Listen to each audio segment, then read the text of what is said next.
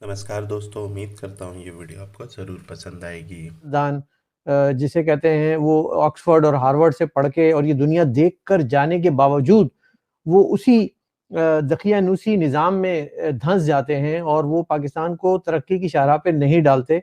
चाहे उनका ताल्लुक सिंध से हो, क्योंकि आपको मालूम है जुल्फ़िकार अली भुट्टो एक तालीम याफ्ता इंसान, बड़े पढ़े लिखे, बड़े विजन रखने वाले, शायद वो बना भी लेते।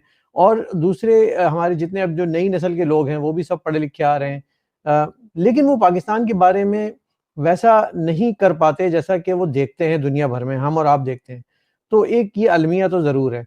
जो ओवरसीज़ पाकिस्तानीज़ जिस तरह से पाकिस्तान को रेमिटेंस भेजते हैं, आपने कहा, जिस तरह से हम आफ़ात में मदद करते हैं, जिस तरह से किसी की सर्जरी होगी तो हम मिनटों में लाखों करोड़ों रुपए जमा करके उनको यहाँ बुला के इलाज कर लेते हैं।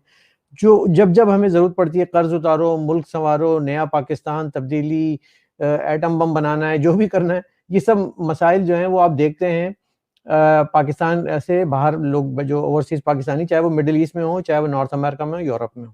लेकिन उनको अफ़सोस ये होता है कि उनका भेजा वो पैसा जो है वो पता नहीं कहाँ चला जाता है।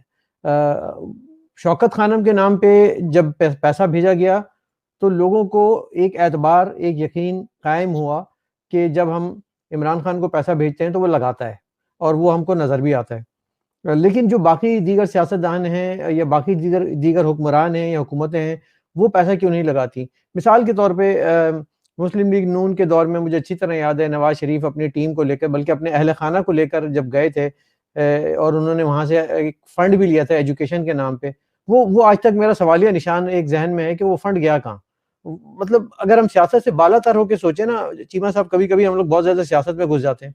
लेकिन अगर हम इससे बालातर होके सोचे तो हमें अफ़सोस होता है कि हम अपने वतन के लिए कर क्या रहे हैं? मतलब हमसे मुराद हमारे सियासतदान, उनको ये ख्याल क्यों नहीं आता कि ये पैसा अगर लगा लेंगे, यही लोग अच्छे हो जाएँगे, तो यही लोग हमको दोबारा वोट भी देंगे।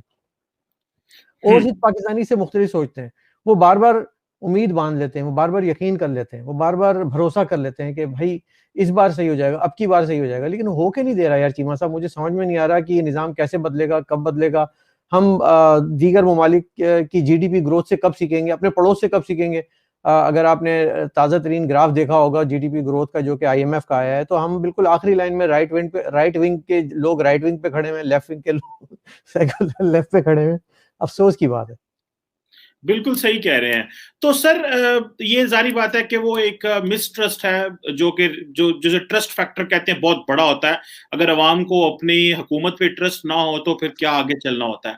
तो सर, आप जब पाकिस्तान की ओवरऑल रीजनल आउटलुक देखते हैं कि क्या हम ठीक ग्रो कर रहे हैं, फॉर एग्जांपल आप भारत को देखते हैं, आप अफगानिस्तान को देखते हैं, पर्टिकुलरली भारत को जब देखते हैं, क्योंकि बहुत सारे जो भारत के बाशिंदे हैं वो कनाडा, अमेरिका, यूरोप में होते हैं।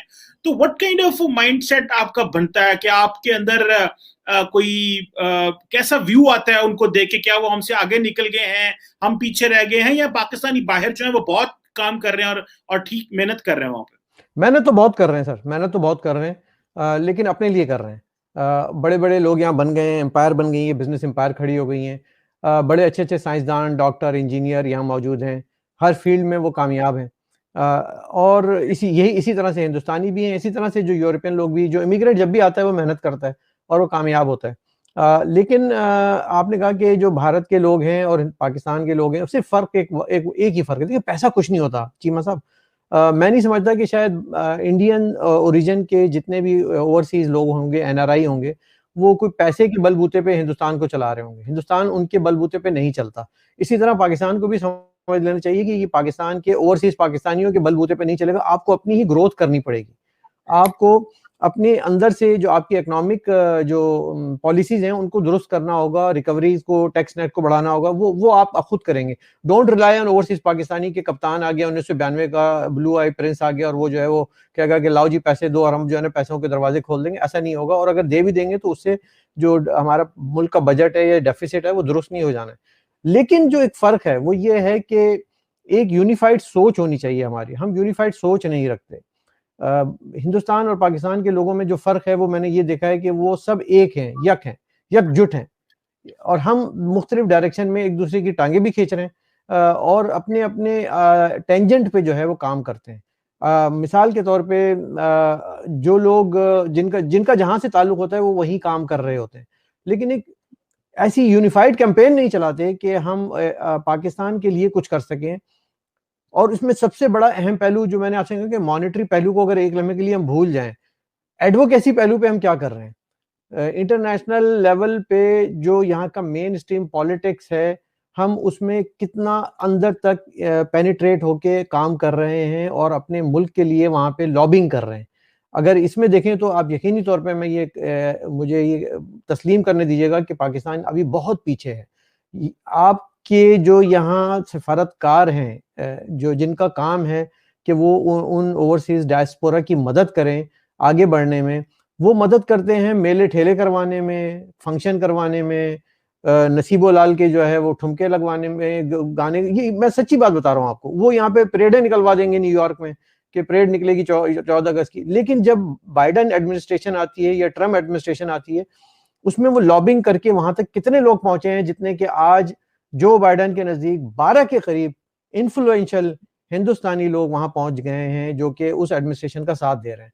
आप मुझे बताएं कि एक या दो जब ट्रम्प एडमिनिस्ट्रेशन थी तो हमारे जाने पहचाने पाकिस्तानी डायस्पोरा के लोग आगे आए थे, लेकिन उससे ज्यादा नहीं आए थे। तो जब जब ये इंटरनेशनल पॉलिसीज बनती हैं या पॉलिसी साज गुफ्तगू होती है जिसमें के बजट की डिसबर्समेंट भी होती है, वहां पे आपको नजर नहीं आता कि पाकिस्तान कोई इन्फ्लुएंस पेनिट्रेट कर पाया है। और ये वो यूनिफाइड नेशनल एक्टिविटी होती है जो कि डायस्पोरा का काम होता है। हम डायस्पोरा को समझते हैं कि बस चंदा चंदा कर दो और काम हो जाएगा, लेकिन चंदे से बढ़ के अब हमको आगे थोड़ा सा पॉलिटिकल विजडम के साथ आगे सोचना पड़ेगा।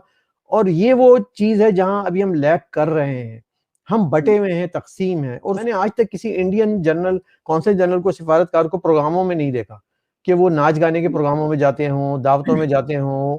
ये इस तरह के कामों से ज्यादा बढ़ के वो काम जो डीप डाउन पेनिट्रेशन के साथ पॉलिटिकल सिस्टम में कर रहे होते हैं अपनी अपनी कंट्री के, वो दफ्तर खारिजा को इस पर सोचना होगा। मैं समझता हूँ कि ये पैगाम उन तक जाना चाहिए कि ये काम सही नहीं हो रहा है, और उसमें वो एक यूनिफाइड एफर्ट कर सकते हैं, लेकिन they are still lacking big time in that area.